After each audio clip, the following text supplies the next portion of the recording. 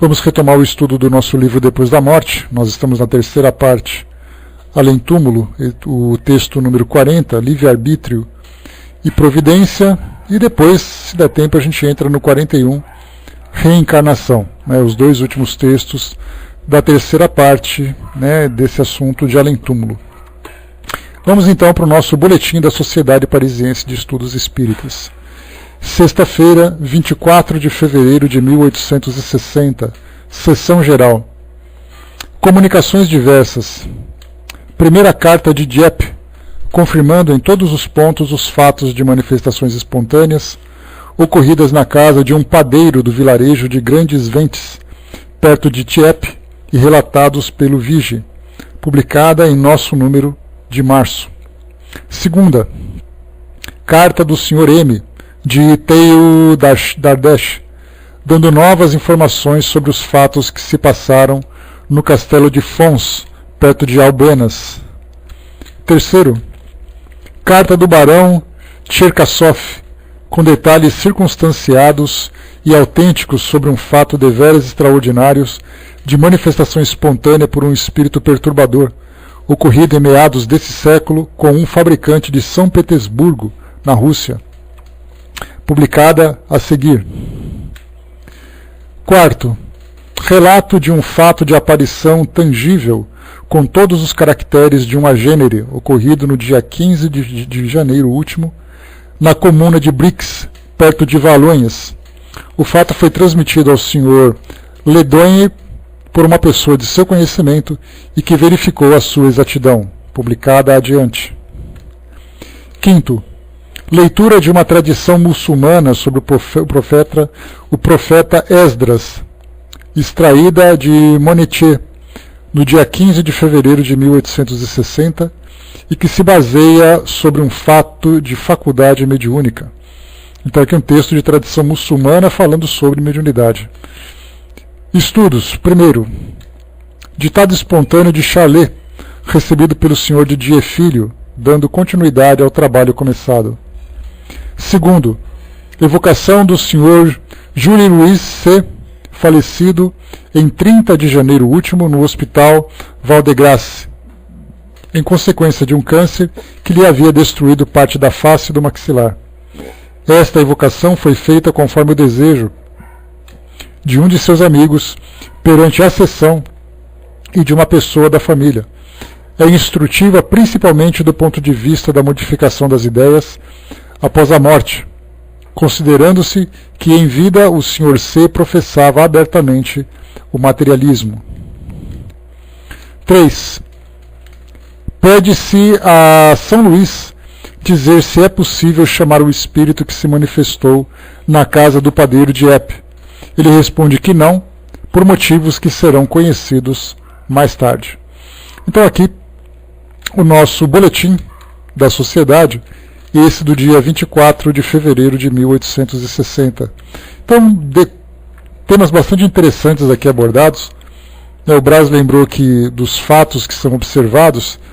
Na verdade, Braz, eu acho que o que acabou adormecendo na França foi o interesse das pessoas em divulgarem. Porque nós sabemos que se tivéssemos uma instituição séria que pudesse centralizar essas pesquisas e tivesse interesse em receber, como aqui mesmo no Brasil, nós vemos que as instituições hoje, federativas, casas espíritas, não divulgam, por exemplo, dizendo, olha, se vocês tiverem algum fenômeno que mereça ser pesquisado à luz da doutrina espírita, envie para nós. Então nós não vemos isso e, consequentemente, as pessoas não relatam. E o detalhe que a gente percebe no trabalho que nós desenvolvemos é que muita gente acaba descrevendo para nós experiências mediúnicas. Então eles simplesmente não falam porque não tem para quem falar, não sabem para onde enviar. Agora o interesse da França, com certeza, adormeceu lamentavelmente, perdendo aquele grande potencial que se tinha na época.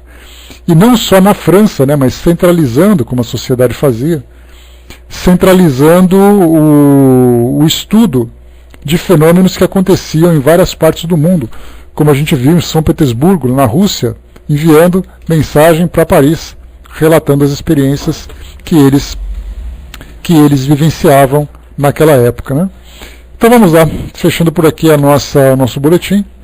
Vamos agora para o nosso texto do nosso livro Depois da Morte. O texto número 40, Livre-arbítrio e Providência. Vamos lá. Lembrando que nosso estudo anterior tratou de justiça, solidariedade e responsabilidade, né, que nós falávamos sobre escolhas, lei de causa e efeito, força do pensamento e tantos outros temas que nós abordamos. Vamos lá, livre-arbítrio e providência. A questão do livre-arbítrio é uma das que mais tem preocupado filósofos e teólogos. Conciliar a vontade, a liberdade do homem com o exercício das leis naturais e a vontade divina, figurava-se tanto mais difícil quanto a fatalidade cega parecia, aos olhos de muitos, pesar sobre o destino humano. O ensino dos espíritos veio elucidar esse problema. A fatalidade aparente, que semeia males pelo caminho da vida, não é mais que a consequência do nosso passado, que um efeito voltado sobre a causa. É o complemento do programa que aceitamos antes de renascer, atendendo assim aos conselhos de nossos guias espirituais para o nosso bem e elevação. Nas camadas inferiores da criação, a alma ainda não se conhece. Só o instinto, espécie de fatalidade, a conduz, e só nos seus tipos mais evoluídos é que aparecem, como o despertar da aurora, os primeiros rudimentos das faculdades do homem. Então aqui o que Leon Denis começa lembrando é que nas primeiras fases da evolução moral dos espíritos que entram nessa fase de humanidade, ele só é movido pelo instinto, exatamente naquela fase em que todos os seus esforços, toda a sua atenção é voltada para a sua sobrevivência, não importa a que preço. E a gente lembra, quando nós voltamos a nossa mente lá para o passado, o nosso pensamento lá para o passado, e voltamos, né, naquele período em que a Terra podia ser considerada como mundo primitivo, exatamente aquele mundo das antigas civilizações que nós estudamos no livro de história, né, que a gente sempre comenta, desde a pré-história. O homem ainda não estava devidamente humanizado.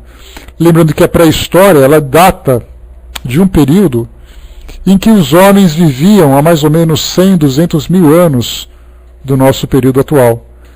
Já atingiram o estado humano, mas um pouco antes disso, nós tínhamos aqueles que viviam ainda naquele período humanoide, ainda estabelecendo as primeiras fases,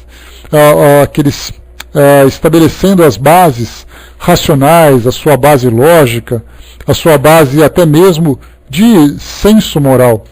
Então, daquele período até um período não muito distante, que a gente pode datar de uns 2.000, 3.000 anos até do nosso passado, nós tínhamos ali então os homens vivendo simplesmente em função das suas necessidades básicas.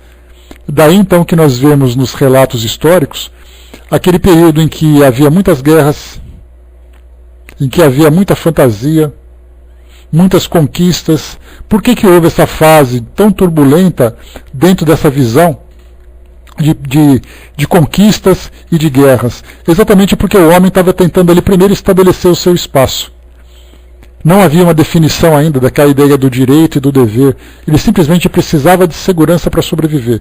E nesse período, então, a lei do mais forte era aquela que imperava. Por isso, então, como colocado para nós aqui por Leon Denis, nas camadas inferiores da criação, a alma não se conhece.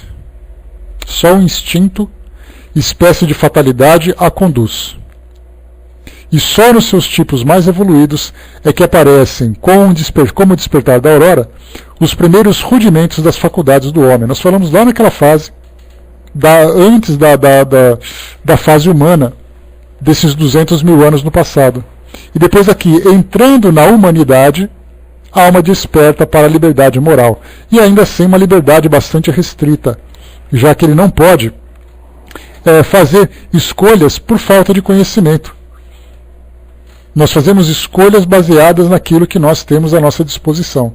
Como nós ainda somos cegos com relação aos valores mais elevados, fazemos escolhas restritas para a necessidade daquele momento.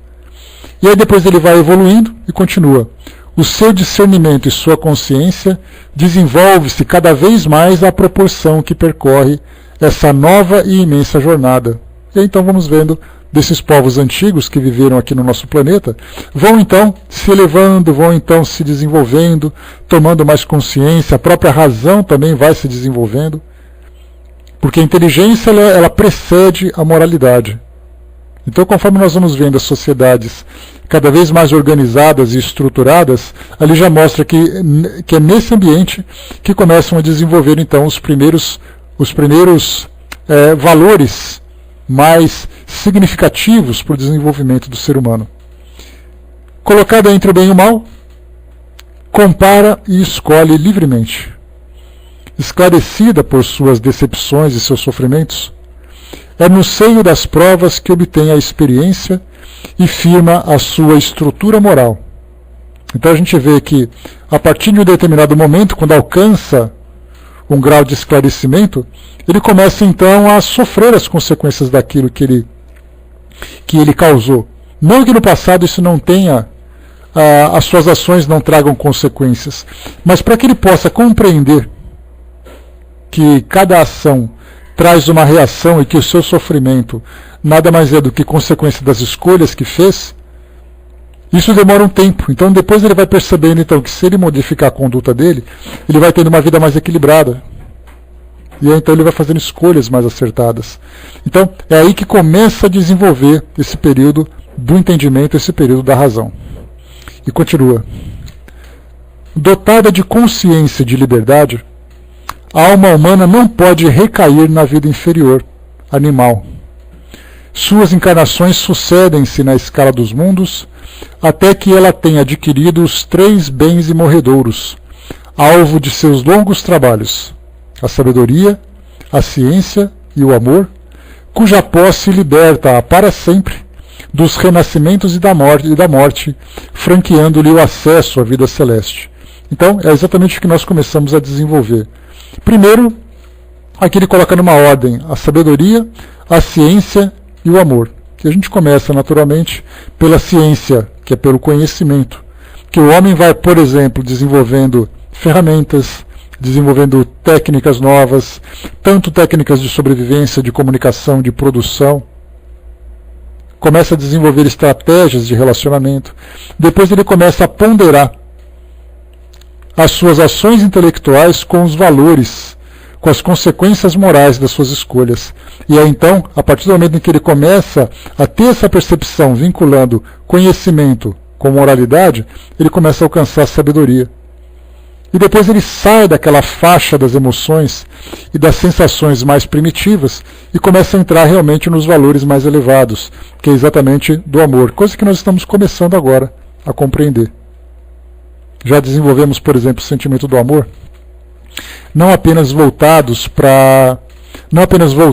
para as emoções passionais, para os relacionamentos afetivos, mas nós temos ali o amor que começa a se desenvolver numa série de situações, com as suas posses, com as criações que possui, no caso dos seus animais, amor com o seu trabalho, amor com o próximo, amor dentro da sua família. Então é um amor que começa a se desenvolver nas suas mais variadas esferas e que, conforme ele vai se elevando cada vez mais, ele vai unificando esses sentimentos num único. Não separando o amor que eu tenho pela minha família é diferente do amor que eu tenho pelo meu trabalho. Na verdade, conforme ele se eleva, ele percebe que o sentimento é o mesmo, já que o objetivo, tanto do seu relacionamento como do seu trabalho, visa um bem comum, visa um sentimento comum. Então, mas para isso, ele tem que viver inicialmente esses sentimentos isolados, esses sentimentos individuais. Pois é. Continuando para nós aqui. Pelo uso do seu livre-arbítrio, a alma fixa o próprio destino, prepara as suas alegrias ou dores. Jamais, porém, no curso de sua marcha, na provação amargurada ou no seio da luta ardente das paixões, lhe será negado o socorro divino. Nunca deve esmorecer, pois, por mais indigna que se julgue, desde que em si desperta a vontade de voltar ao bom caminho, a estrada sagrada, a providência dar-lhe-á auxílio e proteção. Então o que está lembrando aqui para nós é que quando se faz uma escolha, porque normalmente a visão que nós temos a respeito da dinâmica da vida é que você faz uma escolha e você sofre as consequências dela. Ou seja, você se encontra isolado, inicialmente dono do seu próprio destino, mas também responsável pelo seu próprio sofrimento. Como se não houvesse uma interferência do plano espiritual, respeitando e considerando essa providência divina, nos ajudando nas melhores escolhas e nos ajudando também a resolver os problemas que nós criamos. Então, na verdade, eu queria um problema e eu sofro consequência disso, seria mais ou menos fazer uma comparação com uma situação do nosso dia a dia. Podemos pegar, por exemplo, um aluno numa escola, é um aluno rebelde, um aluno preguiçoso, um aluno que tem dificuldade de aprendizado, é aquele aluno baderneiro. Dentro da nossa visão social, é muito mais fácil excluir esse aluno do meio onde ele vive do que ter qualquer preocupação. Mas quando nós falamos sobre o desenvolvimento do ser humano, a partir dessa ordem superior, esse aluno, por mais rebelde que ele seja, ele jamais ficará desamparado, ele não vai ser expulso da escola. Ele será encaminhado para uma sala especial, com professores especiais que vão acompanhá-lo e vão ajudá-lo a recuperar aquilo que ele perdeu. Se nós trouxermos a visão de um presidiário, através do seu livre-arbítrio ele cometeu um crime. Foi preso, foi julgado, foi condenado, foi encarcerado. Na nossa visão humana, coloca-se num depósito de homens e deixa ali apodrecendo até o final da sua vida. Dentro da visão divina, ele vai para um reformatório, onde acaba recebendo a orientação de assistentes sociais, de psicólogos, de uma série de profissionais para ajudá-lo de fato nesse processo de reabilitação. Então é assim que acontece com a gente também. Nós fazemos as nossas escolhas. Nós caímos, nós nos machucamos, mas ao mesmo tempo nós temos ao nosso lado os espíritos que nos estimulam e nos ajudam a partir daquele momento a nos reerguermos e depois darmos continuidade na nossa evolução. Cada um dentro do seu tempo, cada um dentro das suas características e capacidades. Então é isso que nós observamos dentro dessa providência divina, nos acompanhando no uso que nós temos do nosso livre-arbítrio. Então fazemos as escolhas erradas, podemos fazer, mas depois temos o amparo para nos reabilitarmos. Já não é aquela ideia dogmática que nós temos dentro das religiões tradicionais, que já que o indivíduo fez a escolha errada dele, pelo fato dele ter aquela maldade dentro de si mesmo, então vamos queimá-lo no inferno por toda a eternidade, que fica muito mais fácil. A doutrina espírita quebra esse pensamento, quebra esse círculo vicioso de punição e de penitências e punições, fazendo exatamente, promovendo o resgate daqueles indivíduos que se equivocaram através desse processo de reencarnação, através desse processo de influência dos espíritos, ajudando no seu crescimento. Então saímos do pensamento dogmático limitado e começamos a observar a possibilidade de resgate, resgate esse, inclusive, que muitos de nós já recebemos. Estamos recebendo e continuaremos recebendo também. E da mesma forma que a partir do momento em que conseguimos alcançar um determinado grau de elevação, nós também seremos os próprios auxiliares desse resgate para auxiliar outros que precisam. Então, continuando. A providência é o espírito superior, é o anjo velando sobre o infortúnio, é o consolador invisível, cujas inspirações reaquecem o coração gelado pelo desespero, cujos fluidos vivificantes sustentam o viajor prostrado pela fadiga. É o farol aceso no meio da noite para a salvação dos que erram sobre o mar tempestuoso da vida. A providência é ainda, principalmente, o amor divino derramando a flux sobre as criaturas. Que solicitude, que providência nesse amor! Não foi para a alma somente, para modelar a sua vida e servir de cenário aos seus progressos, que ela suspendeu os mundos no espaço, inflamou os sóis, preparou os continentes e formou os mares? Só para a alma toda essa grande obra foi executada. Só para ela é que forças naturais combinam-se e universos desabrocham no seio das nebulosas. Então a gente vê que essa preocupação do mundo espiritual nos ajudando no nosso desenvolvimento foi exatamente para isso, com esse objetivo, que todo esse cenário celestial, esse cenário espacial ou universal foi criado. Não simplesmente uma consequência de leis que regem o mundo material, leis da química, leis da física, que fizeram com que sóis, planetas, nebulosas fossem criados. Há um propósito, sem dúvida, que nós não compreendemos. Muitas vezes nós observamos hoje e perguntamos para que serve esses astros suspensos no espaço. Mas conforme o tempo vai passando, nós observamos que milhares ou milhões de anos vão se passando e esses objetos, então, no espaço começam a ter a sua função. Para nós vemos que o nosso planeta tem uma função, a Lua tem uma função e o nosso Sol tem uma função. Isso porque toca diretamente às nossas necessidades. Mas e os demais planetas que nós não entendemos para que eles estão fazendo ali em cima? Podemos não entender hoje, mas certamente tem ali a sua utilidade. E tudo isso serve para quê? Para a promoção dessas inteligências que nasceram no universo, que somos nós. E isso pode parecer muito romântico, pode parecer muito poético, completamente fora do nosso entendimento, do nosso dia a dia, da nossa realidade, mas certamente nós temos esse propósito. Quando alcançarmos um nível mais elevado de consciência, certamente nós conseguiremos ter um entendimento maior a respeito da vida. E continua. A alma é criada para a felicidade, mas para poder apreciar essa felicidade, para conhecer-lhe o justo valor, deve conquistá-la por si só, por si própria, e para isso precisa desenvolver as potências encerradas no seu íntimo.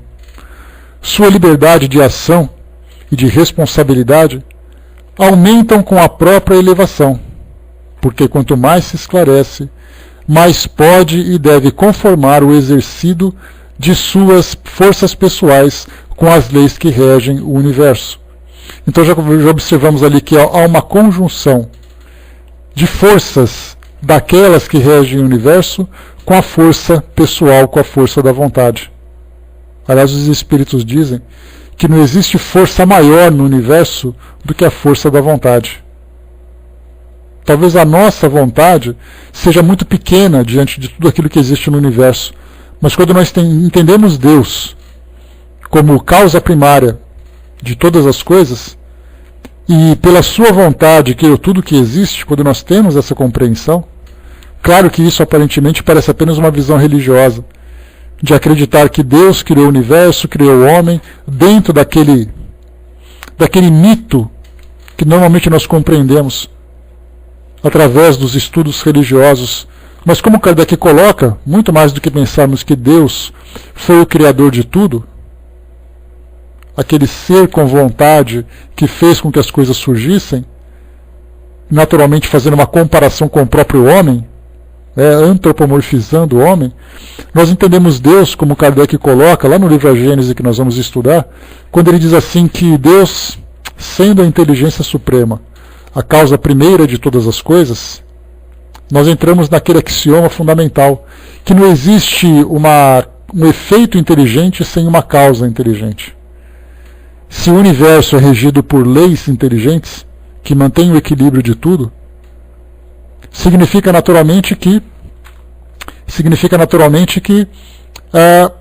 houve uma inteligência superior que causou tudo isso.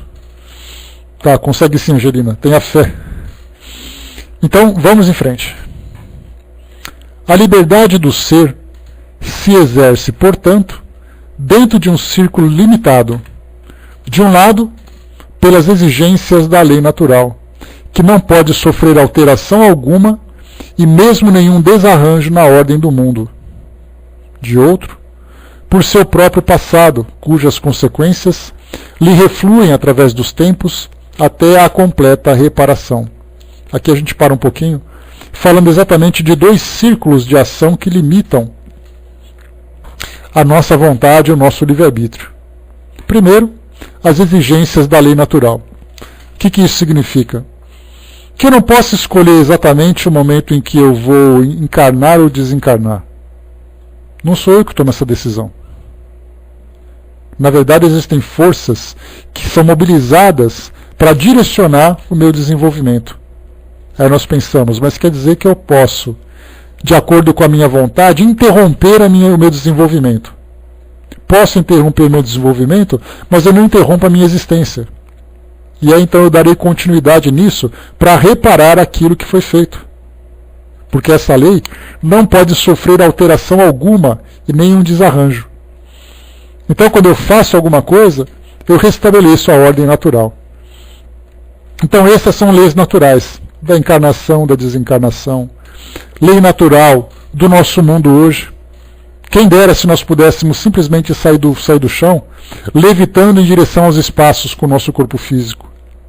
Não podemos, porque existem leis naturais que nos impedem de fazer isso. Existem leis da sociedade que nos impedem de tomar as decisões que nós queremos. Não podemos fazer qualquer coisa. Tudo traz uma consequência. Então esse é o primeiro ponto, a lei natural. E do outro, nós temos o nosso próprio passado, a nossa própria história. Então eu estou aqui, por exemplo, fisicamente, né, Brás? Não espiritualmente. Mas mesmo assim, quando nós falamos espiritualmente, nós pensamos o seguinte: eu posso fazer essa viagem no plano astral ou no mundo espiritual desde que eu tenha compreensão, desde que eu saiba fazer isso. E essa minha sabedoria, esse meu conhecimento depende. Ou melhor, é uma das necessidades, dos requisitos dessa lei natural. Então não é qualquer um que pode fazer. Para que ele possa fazer, ele tem que ter compreensão dessa lei e respeitar essas leis. Então, tanto espiritualmente como fisicamente, nós estamos restritos por essas leis. Já com relação ao próprio passado, como é colocado para nós temos, por exemplo, as nossas encarnações programadas de acordo com as nossas necessidades. Então, no momento em que eu reencarno, respeitando um planejamento reencarnatório, que tem como base o meu histórico anterior, não apenas o histórico individual, mas também o próprio histórico coletivo, a minha reencarnação e a minha vivência aqui no mundo estará restrita ou estarão restritas a esse histórico, a essas necessidades do meu passado. Então cada um de nós vive sua própria vida. Eu tenho esse corpo físico e não posso reclamá-lo, não posso me queixar, porque ele simplesmente faz parte da minha própria história e da minha necessidade. Então eu não posso mudar de corpo simplesmente porque eu quero. Primeiro, porque eu quebro a lei natural. E segundo, porque eu tenho a minha história e eu estou preso a essa história. E daí a gente pode desdobrar por uma série de exemplos que vão nos mostrando o efeito da lei natural e o efeito do meu próprio passado. Em caso algum, o exercício da liberdade humana pode obstar a execução dos planos divinos. Então a gente vê, quais são os planos divinos? Nos estimular ao nosso progresso, nos estimular à nossa elevação. E isso está determinado, que todos nós, espíritos, vamos nos desenvolver, vamos nos elevar. O tempo que isso vai demorar, eu posso até retardar, eu posso até me desviar da trajetória, mas mais dia ou menos dia, eu vou ter que retomar esse caminho. Mas o problema, né, Fernando, é aquela coisa do merecimento que a gente sempre fala, né? Tudo depende daquilo que a gente faz, do porquê a gente faz. Então querer todo mundo quer, mas a lei natural e o nosso passado determinam exatamente aquilo que é o nosso presente. Então nós poderíamos dizer assim: eu queria muito ter uma outra família, eu queria muito viver num outro lugar, eu queria muito viver numa outra condição de vida. Eu queria, você queria. Só que o seu currículo não mostra isso. Então na verdade você vai cumprir aquilo que o seu currículo apresenta. Então não podemos violar essas leis. A lei de causa e efeito e as leis naturais simplesmente pelo nosso desejo. O nosso desejo existe, mas restrito a essas limitações. E continua. Como eu li para vocês aqui, em caso algum, o exercício da liberdade humana pode obstar a execução dos planos divinos. Do contrário, a ordem das coisas seria a cada instante perturbada. Aqui é bem fácil da gente compreender esse trecho, que teve um filme, ou 2 filmes que foram produzidos no cinema, chamado O Todo-Poderoso. O primeiro filme era uma comédia, em que o ator, foi então convocado a substituir Deus por um tempo, já que Deus ia tirar férias. E ele tinha a missão de tomar as decisões. E aí, obviamente, dentro daquele clima de comédia, ele foi tomando as decisões de acordo com aquilo que ele achava interessante. Agora imaginemos se todos nós tivéssemos esse mesmo poder, de tomarmos as decisões e fazer com que o mundo fosse do nosso jeito. Nós escolheríamos o formato, escolheríamos as distâncias, escolheríamos a composição, escolheríamos inclusive as pessoas que estariam presentes no nosso mundo. Só que cada um ia tomar sua própria escolha, sua própria decisão. E aí viríamos que uma série de decisões começariam então a entrar em conflito daquilo que eu quero e daquilo que o outro quer. Quando nós falamos sobre direitos e deveres, tem exatamente esse propósito de limitar as nossas ações nas nossas relações interpessoais. Então eu não posso fazer o que eu quero, porque se eu tiver essa liberdade, o outro também pode fazer o que quer. E cada um fazendo o que quer, nós entramos no caos. Por isso então, do contrário, a ordem das coisas seria a cada instante perturbada. Viríamos constantemente numa perturbação. E continua. Acima de nossas percepções limitadas e variáveis, a ordem imutável do universo prossegue-se e mantém-se. Quase sempre julgamos o mal aquilo que para nós é o verdadeiro bem. Se a ordem natural das coisas tivesse de amoldar-se aos nossos desejos, que horríveis alterações daí não resultariam. Então olha só, se a ordem natural das coisas tivesse que amoldar-se aos nossos desejos, que horríveis alterações daí não resultariam. Então é exatamente aquele caos que nós comentamos.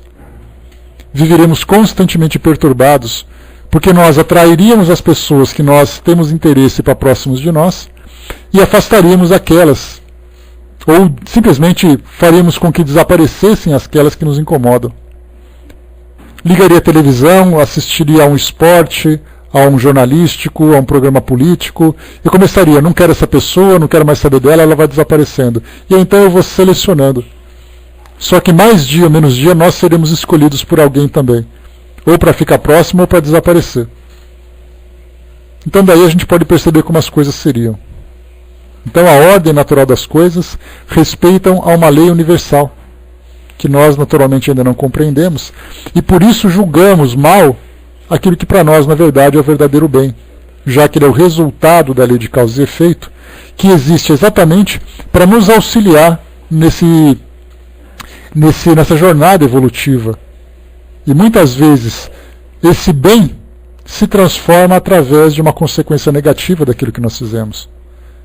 Porque a gente, quando se fala sobre pedagogia divina, que é uma das mais sábias, ou a mais sábia que existe, ela diz o seguinte: nós vamos aprender simplesmente com o resultado de nossas ações. E teremos naturalmente o amparo e a orientação superior. Mas essa pedagogia diz: tudo aquilo que você fizer vai se reverter num resultado. Seja ele positivo, seja ele negativo. Se for positivo, ótimo, continuaremos fazendo porque estamos no caminho certo. Se for negativo, teremos um resultado doloroso e isso será para nós um despertamento. Então essa pedagogia serve exatamente para isso, para fazer com que nós conquistemos experiências baseado naquilo que nós mesmos vivemos. Ninguém pode aprender por ninguém.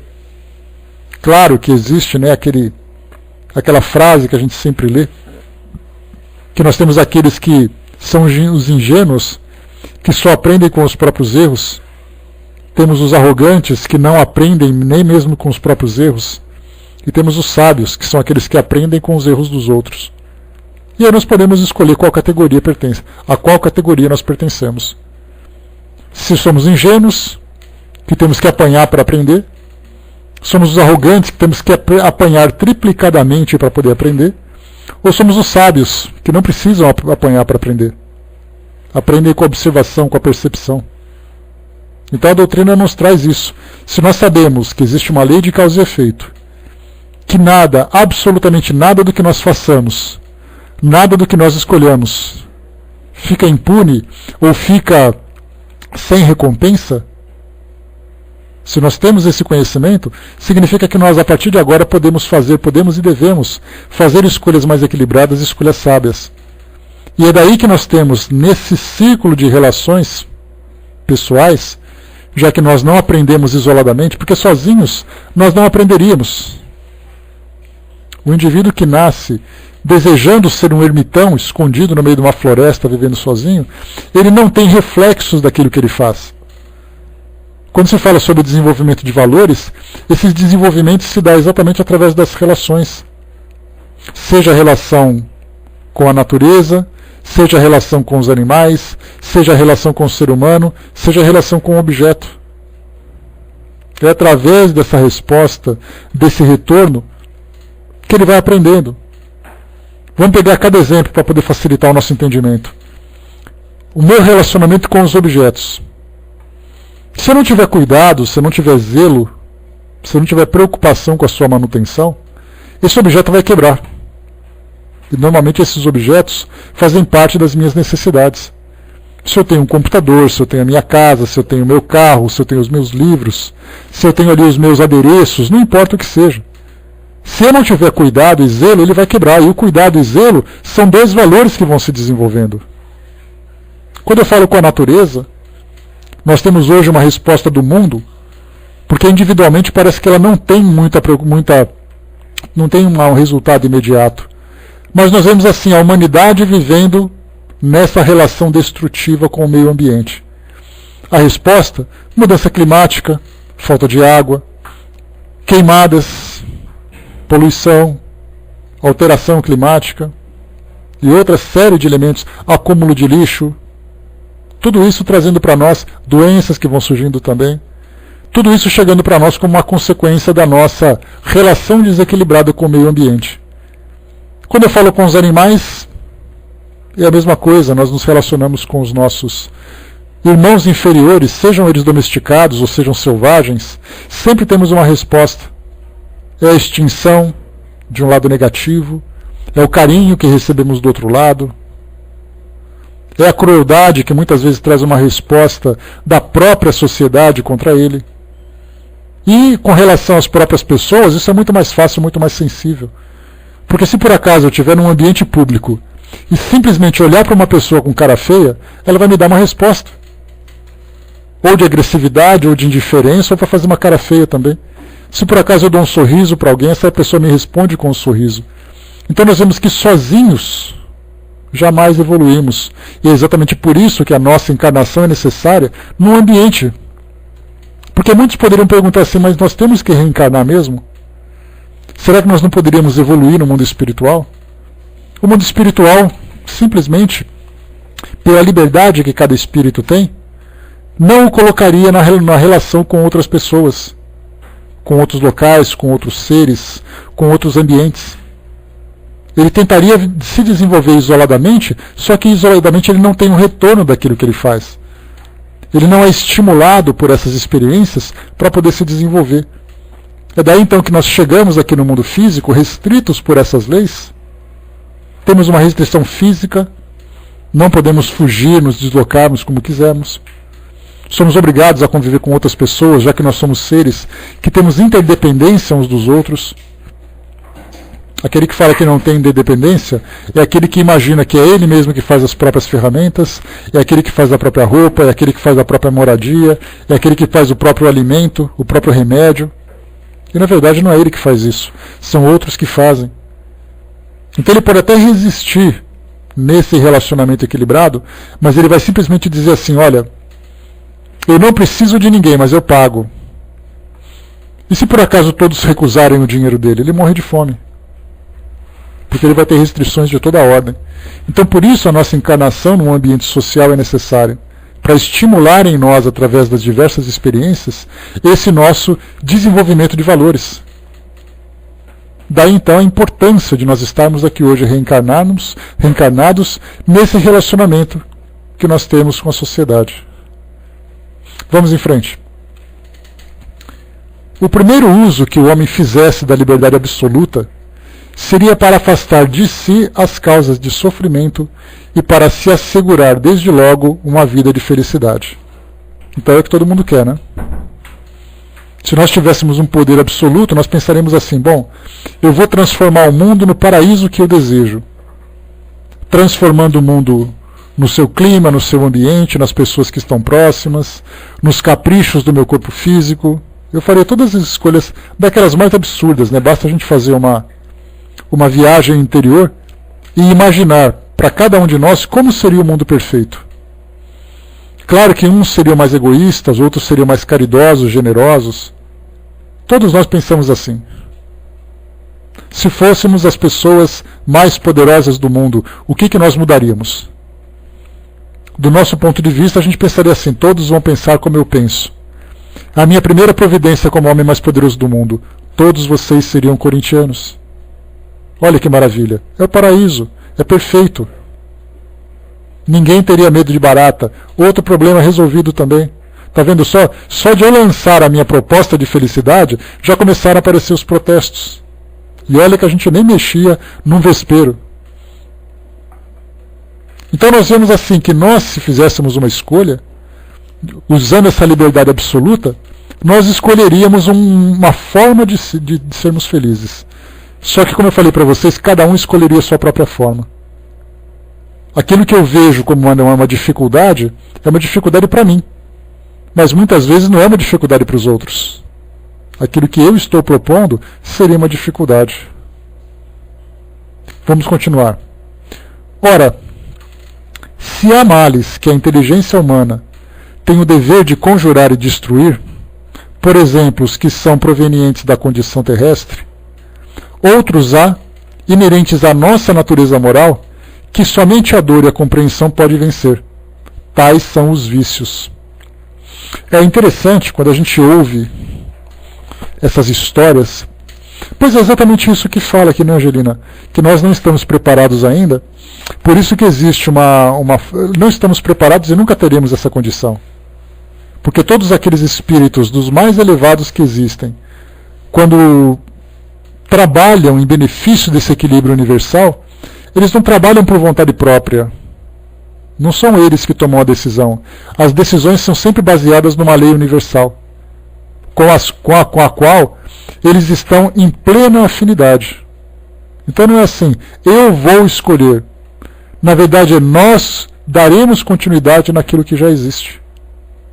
Então é interessante quando a gente vê esses concursos de Misses, Miss Universo, Miss Brasil, Miss Estadual, Miss qualquer coisa. São feitos estudos, ou melhor, são feitas entrevistas para que elas falem aquilo que elas pensam, já que esse concurso de Miss não incorpora apenas a ideia da beleza, mas também a ideia de moralidade, a ideia de inteligência. É preciso conhecer aquela pessoa como um todo.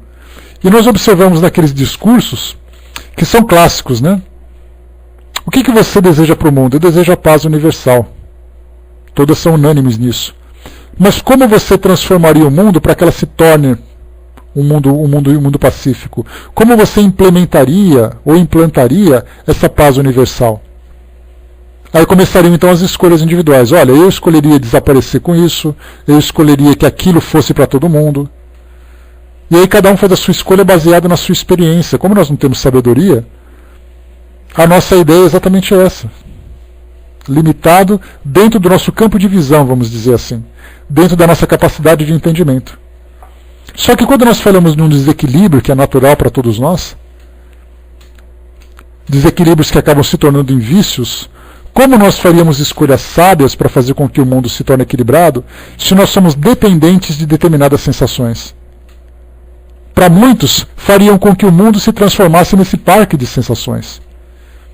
Eu quero que o mundo fique desse jeito para que eu fique completamente embriagado, saciado por essas sensações. Seja no campo da sexualidade, seja no campo do comportamento, seja no campo das substâncias. Como é que nós somos capazes de escolher o equilíbrio se nós ainda vivemos em desequilíbrio? Continua. Nesses casos, torna-se a dor uma escola, ou antes um remédio indispensável. As provas sofridas não são mais que distribuição equitativa da justiça infalível. Portanto, é a ignorância dos fins a que Deus visa que nos faz recriminar a ordem do mundo e suas leis. Criticamo-la porque desconhecemos o modo por que se cumpre. Então, nesse caso, nós temos, né? Mas por que existe a miséria no mundo? Eu acabaria com a miséria. Seria muito simples. Eu acabaria com todas as doenças, eu acabaria com todas as guerras. Só que nós acabaríamos com as causas, com os efeitos, e não trabalharíamos em cima das causas. Porque, na verdade, a miséria não é simplesmente uma criação. A miséria é uma consequência da conduta humana. Se nós vivemos, por exemplo, num mundo onde há uma desigualdade social, essa desigualdade vai fazer com que muitos recursos fiquem concentrados nas mãos de poucos, enquanto outros ficam desprovidos. Então já começa por aí, só olhando dentro do ambiente social, do ambiente terreno que nós vivemos. Vemos que muitos desses problemas, a guerra, por exemplo, a guerra não é uma instituição que existe. A guerra é o resultado de um comportamento humano. Os homens se odeiam, os homens usam suas armas, os homens se destroem. É aquilo que eu tinha falado para vocês. Bom dia, pessoal, bom dia, Rô. É aquilo que eu tinha falado para vocês, que o nosso mundo hoje, o nosso planeta, ele não é um planeta de egoísmo. Ele é um planeta onde existem egoístas. Ele não é um planeta turbulento, em termos de convulsões sociais. Na verdade, as convulsões sociais são as próprias pessoas que compõem a sociedade. Não existe um desequilíbrio ecológico no nosso planeta. O desequilíbrio é resultado da conduta humana. Então, como nós conversamos naquele exemplo que eu sempre gosto de usar, vamos pensar, por exemplo, num grande estádio de futebol. É aquela estrutura de concreto, de ferro, de outros materiais.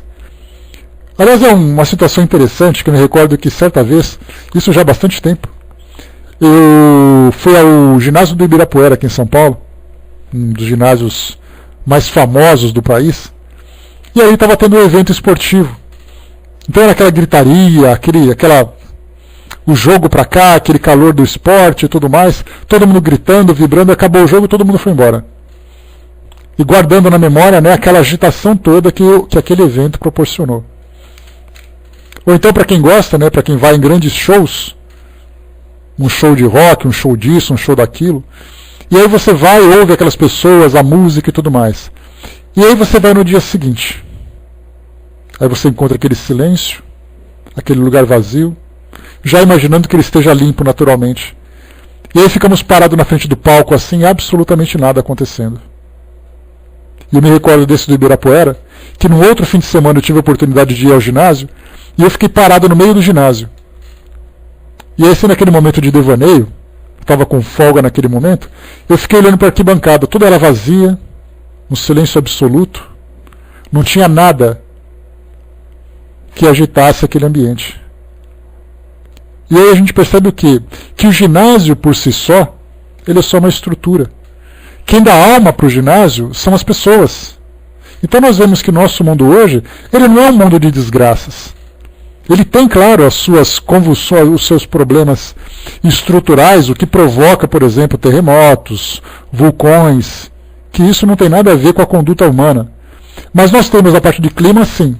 Mas excluindo essa parte geológica, que faz parte dos ajustes naturais da estrutura do nosso planeta, tudo o mais é provocado pela nossa presença aqui. Somos nós que somos os responsáveis. Se nós mudássemos a nossa conduta, nós faríamos com que esse planeta se tornasse um paraíso, mas ele não é.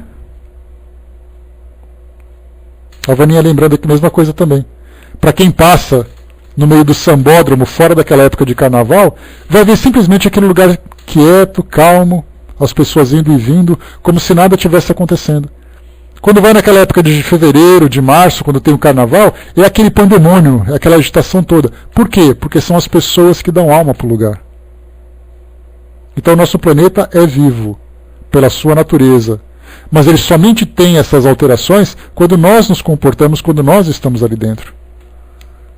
Então é isso que eu queria passar para vocês aqui nesse trecho, que diz para nós assim mais uma vez: a ignorância dos fins a que Deus visa, que nos faz recriminar a ordem do mundo e suas leis. Criticamos-la porque desconhecemos o modo por que se cumprem. Então nós pensamos assim, mas por que Deus permite Aí nós entramos naquele questionamento a respeito da vontade divina. Por que Deus permite que haja guerras? Por que Deus permite que haja misérias? Por que Deus permite que haja fome, que haja doenças? Na verdade, são os homens que são os responsáveis.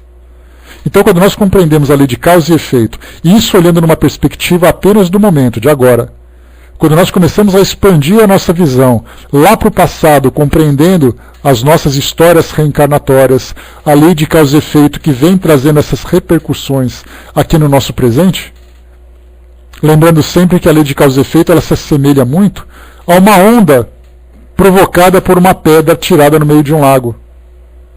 A causa, a pedra caindo. O efeito, as suas ondulações. Quanto maior o impacto da pedra, maiores são as ondulações e mais distante ela acaba alcançando também. E é por isso que muitas vezes nós temos histórias reencarnatórias que vão se desenvolvendo durante várias etapas. O indivíduo cometeu um problema daqui em 3, 4 encarnações no passado. Até hoje ele continua vivendo as suas consequências. Porque o impacto daquela pedra foi muito forte. E ele não teve condições de fazer com que tudo aquilo se acalmasse e se resolvesse de uma hora para outra. Enquanto que uma ação nossa negativa, numa existência anterior, de menor intensidade, se resolve rapidamente a partir do momento em que nós trabalhamos visando o seu desenvolvimento, ou a sua dissipação. Então continua para nós. O destino é resultante, através de vidas sucessivas, de nossas próprias ações e livres resoluções. No estado de espírito, quando somos mais esclarecidos sobre as nossas imperfeições e estamos preocupados com os meios de atenuá-las, aceitamos a vida material sob forma e condições que mais nos parecem apropriadas a esse cometimento. Aqui, antes da gente continuar. No estado de espírito, ou seja, desencarnados, nós conseguimos ter uma visão mais clara de quais serão exatamente as experiências que nós viveremos aqui no mundo. Quando nós pensamos assim, onde eu estava com a cabeça, onde eu escolhi uma encarnação, nascendo nesse local, nessa família, nessas condições. Os espíritos dão um tapinha nas nossas costas e dizem assim, você estava com a cabeça no lugar. Porque você sabia o que você fez e você sabia de quais eram as suas necessidades. Então, na verdade, você fez a escolha sábia. Mas, do nosso ponto de vista, a gente pensa assim, como é que eu pude escolher isso para mim? Não é possível que eu estava lúcido nesse momento. Por que Deus me castigou? Por que o destino me castigou? Seja lá qual for o nome que eu for dar. Então, no mundo espiritual, nós temos uma visão diferenciada. A nossa visão se estende para o passado e se projeta para o futuro. Daí, então, nós fazemos escolhas. E olha que, muitas vezes, a culpa que nós carregamos, por causa dessas histórias passadas, fazem com que nós, muitas vezes, queiramos tomar decisões que vão nos sufocar, que vão nos esmagar. Pensando assim, eu não mereço viver isso tudo, eu não mereço passar por isso, tomara que eu tenha um castigo que vá me afundar para sempre, porque eu não mereço mais isso. Mas aí nós temos então os nossos conselheiros que dizem, calma, que você vai crescer, só tenha paciência. E assim eles trabalham em nosso benefício. E continua. Os fenômenos do hipnotismo e da sugestão mental explicam-nos o que sucede em tal caso, sob a influência de nossos protetores espirituais. No estado de sonambulismo, a alma, sob a sugestão do magnetizador, obriga-se a executar tal ou qual ato em tempo dado. Voltando ao estado de vigília, sem haver conservado aparentemente recordação alguma desse compromisso, ela executa sem discrepância de um ponto tudo o que havia prometido. Do mesmo modo, o homem não parece ter guardado memórias das resoluções tomadas antes de nascer. Mas, chegando à ocasião, colocar-se-á ele à frente dos acontecimentos premeditados, a fim de executar a parte que lhe compete e que se torna necessária ao seu progresso e à observância da inevitável lei. O que ele quer dizer com isso aqui para a gente poder concluir o nosso raciocínio? Leon Denis lembra que naquela época em que ele escreveu esse livro, final do século XIX, já vivia então aquele fenômeno do magnetismo aplicado ao sonambulismo, que nada mais é do que o hipnotismo da atualidade.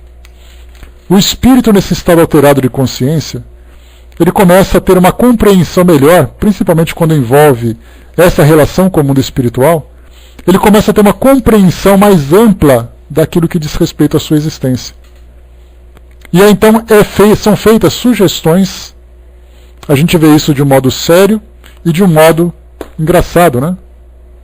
Olha, quando você acordar e você ouvir a palavra tal, você vai ter essa impressão. Já aconteceu, por exemplo, de você aplicar nesse processo de hipnotismo, você falar para a pessoa assim, olha, quando você ouvir a palavra palhaço, você vai achar tão engraçado que você vai se esborrachar de dar risada. E aí a pessoa acorda. Aí você começa a falar uma coisa completamente séria, olha, sabe o que aconteceu?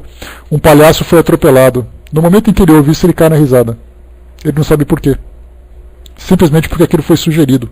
É claro que existem situações de segurança que nós vemos, por exemplo, nos filmes, que alguém diz assim, se você ouvir esse barulho, você vai assassinar aquela pessoa.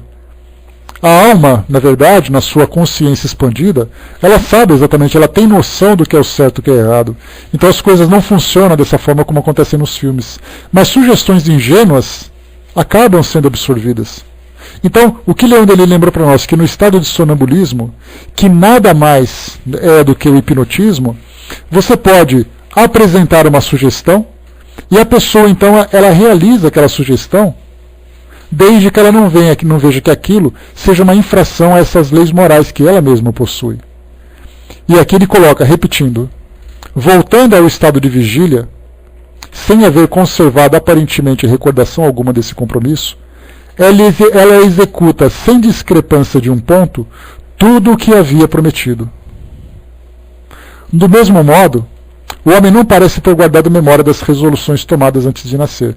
E aqui a gente fala então do espírito no mundo espiritual, fazendo um planejamento reencarnatório para que ele possa compreender exatamente quais serão as suas tarefas aqui no mundo físico. Então é aquela história, quando você chegar no mundo físico, você vai ter contato com aquela pessoa.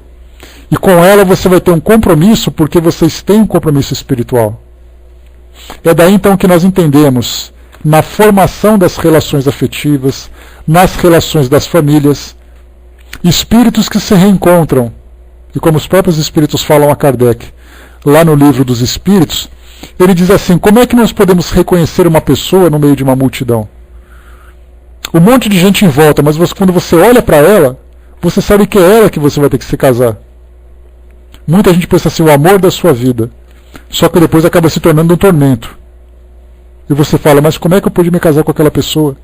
Você se casou porque sabia que deveria se casar com ela. É claro que nós temos ali o livre-arbítrio para mudar essa trajetória. Quando nós somos envolvidos muito mais por sensações, por impressões. Então nós escolhemos isso. Algumas vezes nós pensamos assim, olha, eu fui trabalhar num lugar, eu tive que viajar para poder trabalhar naquele lugar. Eu não sei que cargas d'água me levou para aquele lugar. Mas eu sei que eu fui parar lá e ali eu tive experiências maravilhosas ou experiências extremamente perturbadoras. Mas era lá que eu tinha que viver. De pensar, por exemplo, como é muito comum, quem mora fora do Brasil. Como é que foi parar tão longe, vivendo muitas vezes uma vida muito difícil? Seja numa relação, seja numa condição social, seja como for. Aquela pessoa simplesmente tinha alguma coisa que a levava para aquele lugar. Ela precisava ir para lá, não sabe por quê. Então são essas intenções, são essas vontades inexplicáveis que acabam sendo compreendidas quando nós entendemos que no mundo espiritual nós mesmos fizemos esse planejamento. E daí então a nossa vida começa a receber ali um determinado molde. Ela é moldada para nos proporcionar aquele tipo de experiência. Muitas pessoas pensam assim, olha, quando você chegar numa certa idade, você vai prestar um vestibular e vai fazer uma faculdade e aquela vai ser a profissão da sua vida. Como é que nós podemos entender que um jovem escolhe fazer medicina, escolhe fazer música, escolhe fazer direito, escolhe fazer qualquer profissão?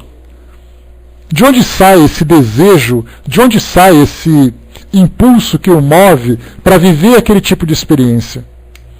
Porque é muito mais de alguém pensar assim, você nasceu médico porque você vai ser médico. Na verdade, o sacerdócio da medicina exige de uma pessoa sentimentos que ela precisa desenvolver com muita dor.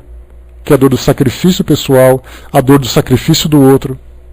Se por acaso ele vai trabalhar com uma lógica, com uma legislação, com um tipo de pedagogia, sei lá qual é a profissão que ele tem. Então ninguém cai de paraquedas para poder fazer aquilo que está fazendo. Claro, mais uma vez, isso não é uma determinação absoluta, mas nós somos sempre impulsionados a esse tipo de tarefa. A Jeremias colocou, né, quer dizer que estamos no lugar que pedimos, com a família que merecemos e tudo mais? Bom, isso aqui eu posso ler para vocês uma mensagem que fala exatamente disso.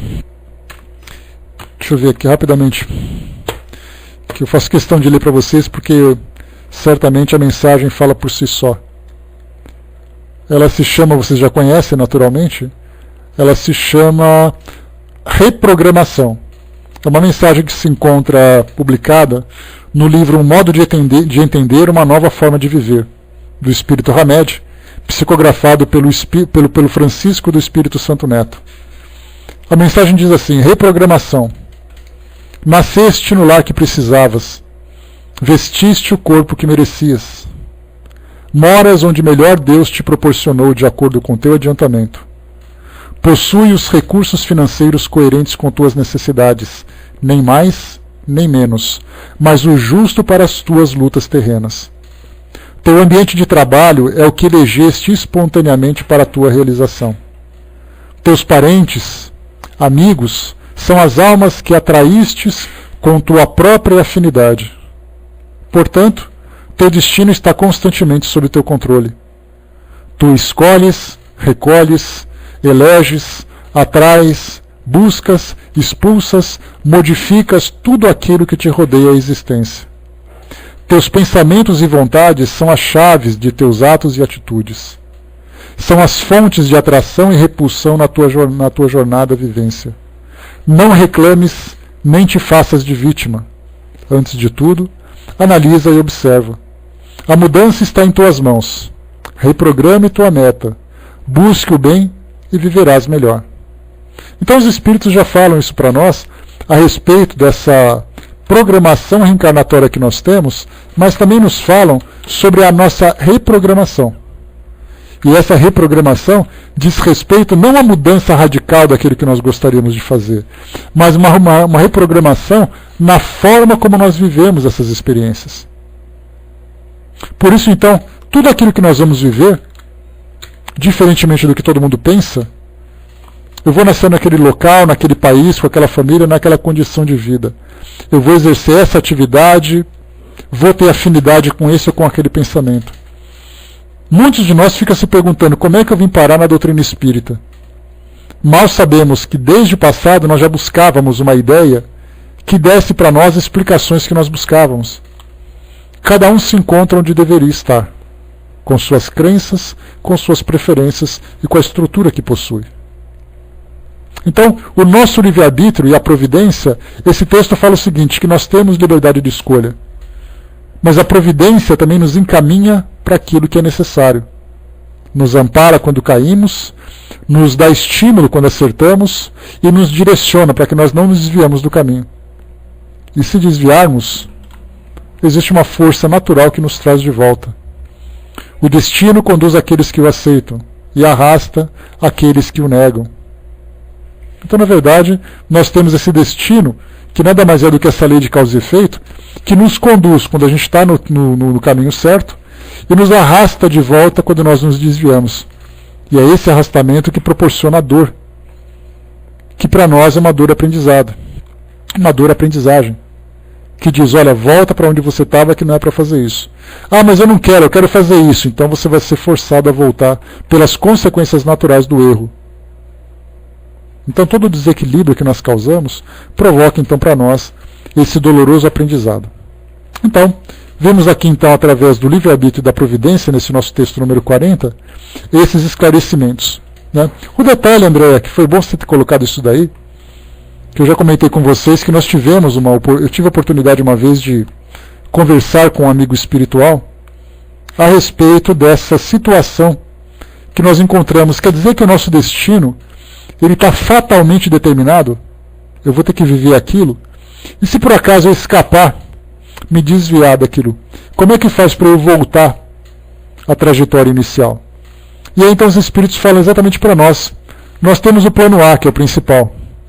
Se por acaso houver uma alteração, nós temos o plano B, o plano C, o plano D. Tudo aquilo faz com que nós voltemos ao estado natural. Existem muitas situações gatilho no nosso planejamento que nós pensamos assim: eu vou tentar fazer desse modo certo. Se por acaso eu voltar a cometer aquele erro, então esse plano B pode ser acionado. Então eu terei experiências que não vão apenas me machucar. Porque o objetivo não é esse. Dá a impressão de que a lei de causa e efeito, ela machuca aquele que erra. Na verdade, quando existe uma experiência dolorosa, é uma experiência dolorosa que nos envolve e nos leva de volta para onde nós estivemos. Porque do contrário, dá a impressão de que nós vamos levar uma surra e ficar afundado onde nós estávamos. E não é bem assim. Imaginemos, por exemplo, aquela boiada sendo conduzida, né, por essas comitivas que transitam aí pelo Brasil Central, e nós temos aqueles boiadeiros que conduzem então aquela massa de gado, né? E aí então um acaba se escapando. Aí ele vem com aquele chicote e dá aquela estalada para assustar esse boi. Mas não é um assustar para ele sair desembestado por aí. É um assustar para que ele volte para onde ele estava. Então a lei de causa e efeito vai nos proporcionar algumas experiências que sempre vai fazer com que a gente retome a trajetória original. É daí a sabedoria. Não é simplesmente um castigo. Aquele carrasco que vem e bate, machuca. Na verdade, é aquele educador que diz: volta para onde você estava. Se você não vai voltar por bem, você volta através da dor. E o quanto você suporta dessa dor vai depender de você. Porque nós temos espíritos que ficam durante muito tempo repetindo o mesmo erro. Chega uma hora que ele não suporta mais e fala: não aguento mais, para onde que eu tenho que ir? É aí então que a gente quebra toda aquela rebeldia e começa então a fazer aquele trabalho de reeducação, de reestruturação, de reabilitação. Então essa é a lei de causa e efeito, e é assim que a providência nos assiste através desse mecanismo e nos direciona para o nosso crescimento. O nosso próximo estudo, que será no dia 24, nós falaremos sobre reencarnação. Agora falar especificamente sobre planejamento reencarnatório, que é o último capítulo da terceira parte do Além Túmulo. Lembrando que na próxima quinta-feira, dia 25, será o nosso tema livre. Tá? Então, tema livre para todos nós, para tirarmos ali as nossas dúvidas, colocarmos ali os nossos temas para estudo e tudo mais. Se não tivermos nenhum assunto para tratar, eu escolho um assunto interessante da Revista Espírita e a gente então desenvolve o nosso estudo baseado nessa situação interessante que certamente a revista vai nos proporcionar. Então, pessoal, fechando por aqui o nosso estudo de hoje. Eu vou passar para a Fernanda, que vai fazer o encerramento para nós, e depois a gente volta. Já lembrando que no próximo